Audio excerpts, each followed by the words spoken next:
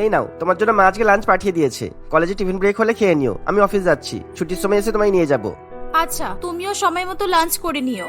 এই বলে রোশনি ক্লাসে ঢুকে পড়ে। কিছুদিন আগেই কৌস্তব এবং রোশনির বিয়ে ঠিক হয়েছে। কৌস্তব তার মা বিপাশা দেবী, এক দাদা রতন এবং বড় বৌদি সীতার সঙ্গে বাস করে। কৌস্তব একটি ভালো সরকারি চাকরি পেয়ে যাওয়ায় তার পরিবারের তরফ থেকে রোশনির সঙ্গে কৌস্তবের বিয়ে ঠিক করা হয়।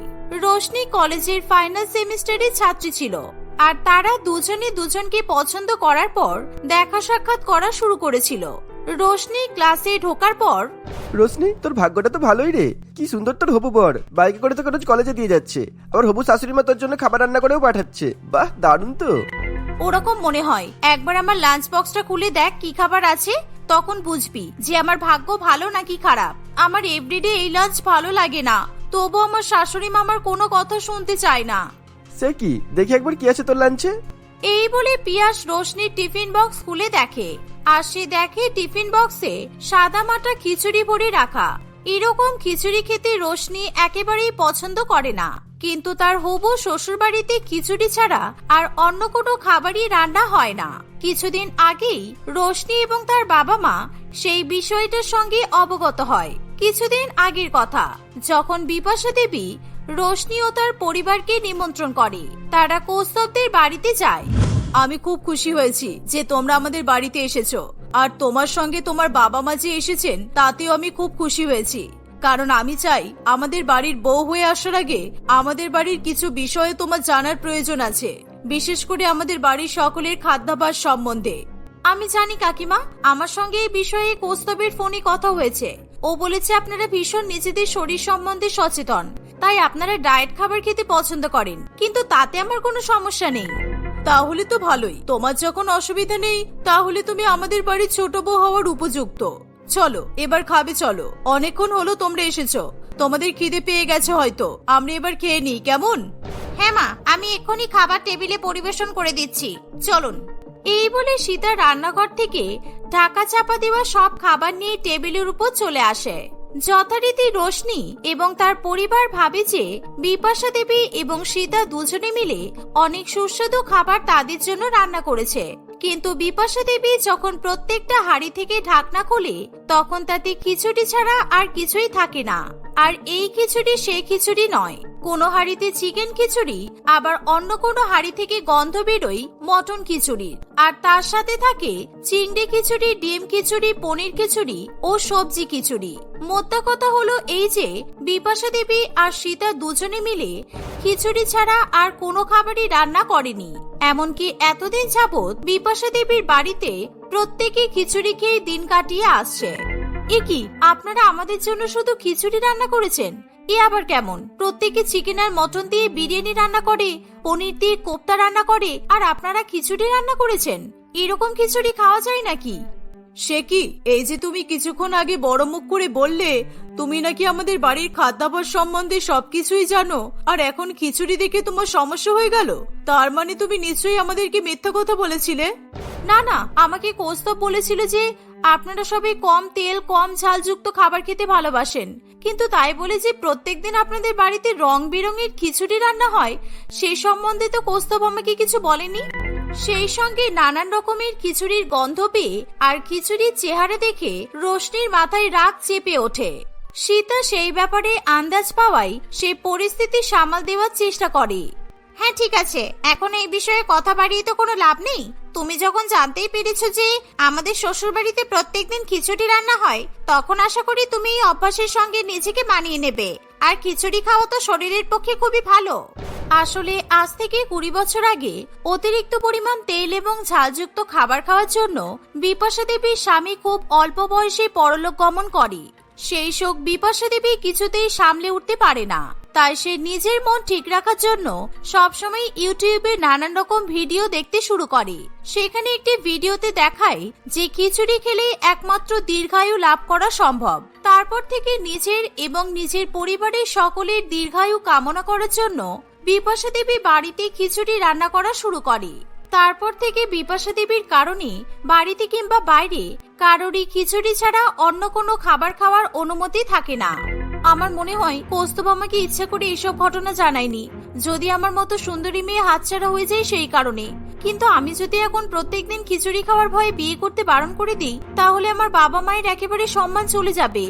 এই ভেবে রোশনি এবং তার পরিবার খিচুড়ি খাওয়ার সঙ্গে নিজেদেরকে মানিয়ে নেয়। রোশনির মুখে প্রত্যেকদিন এভাবে খিচুড়ি রান্নার কথা শুনে পিয়াসের কপালে বিন্দু বিন্দু ঘাম জমে, তার মুখের হাসি একেবারে রসাতলে চলে যায়। সত্যি তোর জীবনটা খুব চাপের রে রোশনি, কিন্তু তুই অনেক বোকা আছিস জানিস তো। তোর যদি খিচুড়ি খেতে ভালো না লাগে তাহলে তুই খিচুড়ি খাবি না। আর এখন তো তোর বিয়েও হয়নি, সুতরাং এখন থেকে লাঞ্চে খিচুড়ি খাওয়ার মানেটা কি? দেখ, তুই জানিস না আমার শাশুড়ি মা ভীষণ নাটক করে। এখন যদি আমি এই খিচুড়িটা না খেয়ে কৌস্তবকে দিয়ে দিই, তাহলে আমার শাশুড়ি মামাকে ফোন করে অনেক নাটক করবে। সেই কারণেই তো প্রত্যেকদিন বাধ্য হয়ে আমাকে রোজ খিচুড়ি খেতে হয়। আরে রাস্তায় তো অনেক গরিব শিশুরা ঘুরে বেড়ায় যারা কিছু খেতে পায় না। তাই তুই যদি চাস তোর এই খিচুড়ি ভর্তি লাঞ্চ বক্স তাদেরকে দিয়ে দে, ওরা আনন্দ করে খিচুড়িও খাবে আর তোকে আশীর্বাদও করবে। আর তারপর তুই তোর হবু বরের সাথে রেস্টুরেন্টে গিয়ে চিকেন মটন সাটিয়ে দিবি। পিয়াসের এমন বুদ্ধি রোশনির মন একেবারে ছুঁয়ে যায়। একদম ঠিক কথা বলেছিস।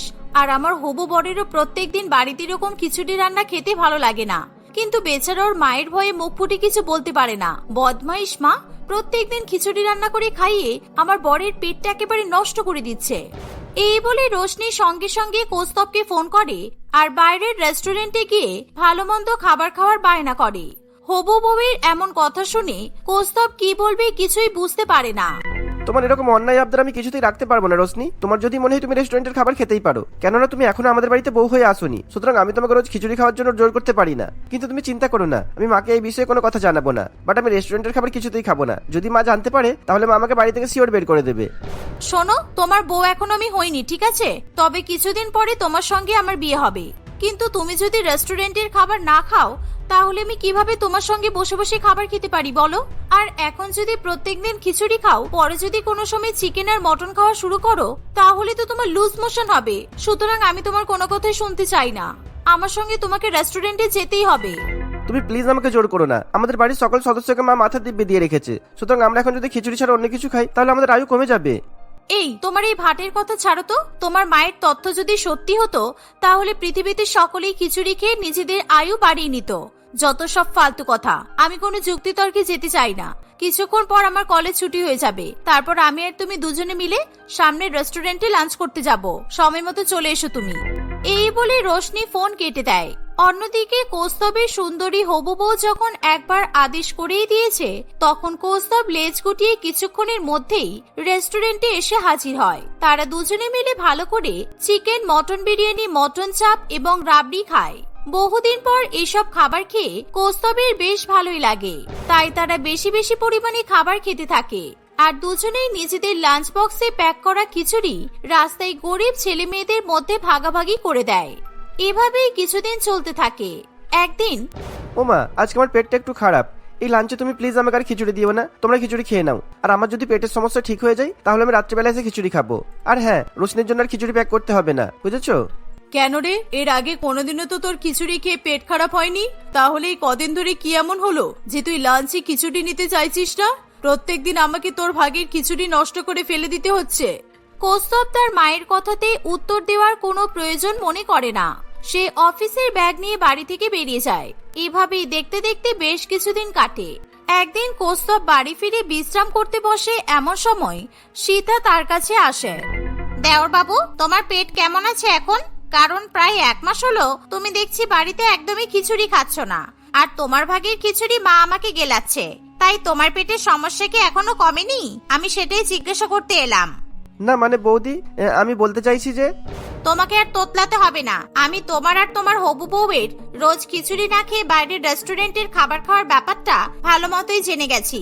আজকে সকালে যখন তোমার অফিসের শার্ট আর প্যান্ট ওয়াশিং মেশিনে ধুতে দিয়েছিলাম, তখন তোমার জামার পকেট থেকে অনেকগুলো রেস্টুরেন্টের বিল পেয়েছি। আর আমি এটাও দেখেছি সেই বিলের মধ্যে চিকেন, মটন, ডিম, মাছ এসবের নাম লেখা ছিল। সুতরাং এখন যদি আমি এই বিষয়ে মাকে বলে দিই তাহলে কি হবে ভাবতে পারছো? না প্লিজ বৌদি, তুমি মাকে সব কথা জানিও না। মা যদি জানতে পারে তাহলে ভীষণ কষ্ট পাবে। তুমি আমাকে যা বলবে আমি তাই করব, আর তোমরা যা চাইবে তোমাকে তাই কিনে দেবো। কিন্তু প্লিজ মাকে সব কিছু বলতে যেও না। সীতার কাছে অমনি একটা সুবর্ণ সুযোগ চলে আসে, তাই সীতার যেটা দরকার সে তার দেওরের কাছ থেকে চেয়ে নেয়। এভাবেই দেখতে দেখতে কিছুদিন কাটে। একদিন, মা, আজকে আমি আপনার বড় ছেলেকে নিয়ে ডাক্তার দেখাতে যাব। আমাদের বাড়ি ফিরতে একটু দেরি হবে। আপনি আমাদের জন্য খিচুড়ি নিয়ে বসে বসে অপেক্ষা করবেন না। আপনি বরং আমাদের জন্য খিচুড়িটা প্যাক করে দিন, আমরা বাইরে বসেই খেয়ে নেব। ঠিক আছে বৌমা, তাই করছি। এই বলে বিপাশা দেবী তার বড় ছেলে এবং বৌমার জন্য খিচুড়ি প্যাক করে দেয়। এমনিতেই তার ছোট ছেলে এবং তার হবু ছোট বৌমা অনেকদিন আগে থেকে লাঞ্চে খিচুড়ি নেওয়া বন্ধ করে দিয়েছে। তাই বাড়িতে এখন প্রত্যেকদিন খিচুড়ি খাওয়ার মতো একজনই সদস্য থাকে, আর সেটা হলো বিপাশা দেবী। বড় ছেলে এবং বড় বৌমা ডাক্তারখানায় চলে গেলে হঠাৎ করে বিপাশা দেবীর শরীর খারাপ করতে শুরু হয়। কিন্তু বাড়িতে কেউ না থাকায় সে ঠিক করে যে পাশের বাড়ির প্রতিবেশী রমলার সঙ্গে ডাক্তারখানায় যাবে। তাই রমলা বিপাশা দেবীকে নিয়ে ডাক্তার দেখাতে চলে যায়। কিরে বিপাশা, তুই যে বললি তোর বড় ছেলে আর বড় বৌমা ডাক্তার দেখাতে এসেছে, কোথায়? ডাক্তারখানায় তো কেউ নেই, দেখ গিয়ে যা। তোকে মিথ্যা কথা বলে হয়তো কোথাও ঘুরতে গেছে। বিপাশা দেবীর এবার মনে মনে সন্দেহ হতে শুরু করে। সে রমলার সঙ্গে ডাক্তারখানা থেকে বেরিয়ে সামান্য দূরে হেঁটে যায়। আর তখনই একটা রেস্টুরেন্টের মধ্যে সে দেখে যে তার বড় ছেলে বড় বৌমা, ছোট ছেলে এবং ছোট হবু বৌমা রেস্টুরেন্টে বসে বসে চিকেন এবং মটনের লেগ পিস চিবাচ্ছে আর নিজেদের মধ্যে বেশ খোশ মেজাজে গল্প করছে। সেই দেখে বিপাশা দেবীর একেবারে গা জ্বলে যায়। আরো কিছুক্ষণ দাঁড়িয়ে থেকে সে দেখে তারা চারজন মিলে নিজেদের লাঞ্চ বক্স থেকে খিচুড়ি নিয়ে রাস্তার গরিব ছেলে মেয়েদের বিলিয়ে দিচ্ছে। আর তখনই বিপাশা দেবীর নিজেকে ঠিক রাখতে পারে না। ও, তাহলে এই ব্যাপার। কি হলো বড় বৌমা? তুমি নাকি আমার ছেলেকে নিয়ে ডাক্তার দেখাতে যাচ্ছিলে, আর আমার ছোট ছেলের কথা তো বাদই দিলাম, কারণ আমি প্রথম থেকে সন্দেহ করেছিলাম যে নিশ্চয়ই হবু ছোট বৌমা আমার ছেলের খাদ্যাভ্যাস চেঞ্জ করার চেষ্টা করছে, কারণ ও প্রথম থেকে এই খিচুড়ি খাওয়া নিয়ে ভীষণ নাক দেখাচ্ছিল। সবাই মিলে এখন গল্প করতে করতে ভালোই তো মাংস খাচ্ছ, তাই না? আর আমি যে কষ্ট করে খিচুড়ি রান্না করি সেগুলো গরিব ভিখারিদের মধ্যে বিলিয়ে দিচ্ছ। বিপাশা দেবীকে দেখে চারজনে একেবারে চমকে ওঠে। ফলে তারা আর কেউ সত্যি কথা লুকায় না। আসলে কিছুদিন আগে সীতা দেওরের পকেট থেকে যখন রেস্টুরেন্টের বিল পেয়েছিল, তখন সে তার দেওরের কাছ থেকে রেস্টুরেন্টে খাবার খাওয়ার আবদার করে। তাই কৌস্তব এবং রোশনি ঠিক করে এরপর যখন তারা রেস্টুরেন্টে খেতে যাবে তখন তারা সীতা এবং রতনকেও সঙ্গে করে নিয়ে যাবে। হ্যাঁ কাকিমা, আপনি ঠিকই ভেবেছেন। আপনার পরিবারের এখন কেউ প্রত্যেকদিন খিচুড়ি খেতে পছন্দ করে না। আপনি বেকার বেকার প্রত্যেকদিন নিজের পরিবারের জন্য খিচুড়ি বানান। আপনি কি বুঝতে পারেন না যে আপনি আপনার এই অহেতুক ধারণাবশত খিচুড়ি খাইয়ে প্রত্যেকের উপর চাপ সৃষ্টি করছেন? কতদিন নিজের মনে কুসংস্কার নিয়ে বেঁচে থাকবেন? তাই আমি যখন বিয়ে হয়ে শ্বশুর বাড়িতে যাব তখন কিন্তু আমি এসব কুসংস্কারগুলো মানবো না। আর আশা করি আপনি আজকেই বুঝে গেছেন যে সকলে আমাকে সাপোর্ট করবে। তাই আমি প্রত্যেকদিন মাছ মাংস রান্না করব, আর আমার রান্না কিন্তু আপনাকেও খেতে হবে। হবু বৌমার এমন কথা শুনে বিপাশা দেবী চুপ করে যায়। তার আর কোনো কথাই বলার থাকে না। কিছুদিনের মধ্যেই কৌস্তব এবং রোশনির বিয়ে হয়। বিয়ের পর রোশনি নিজের কথা মতো শ্বশুর বাড়িতে মাছ মাংস সবকিছুই রান্না করতে থাকে। প্রথম প্রথম বিপাশা দেবী কিছুতেই সেসব খেতে চায় না, কিন্তু পরে খিদের জ্বালায় সেসব খাবারই খেয়ে নেয়। আর সেই বিভিন্ন ধরনের খাবার খেয়ে বিপাশা দেবীর বেশ ভালোই লাগে। তারপর থেকে বিপাশা দেবীও আর কখনো খিচুড়ি খাওয়ার নাম করে না। এভাবে নতুন বৌমা শ্বশুর বাড়িতে প্রত্যেক দিনের খিচুড়ি রান্নার অভ্যাস পরিবর্তন করে দেয়।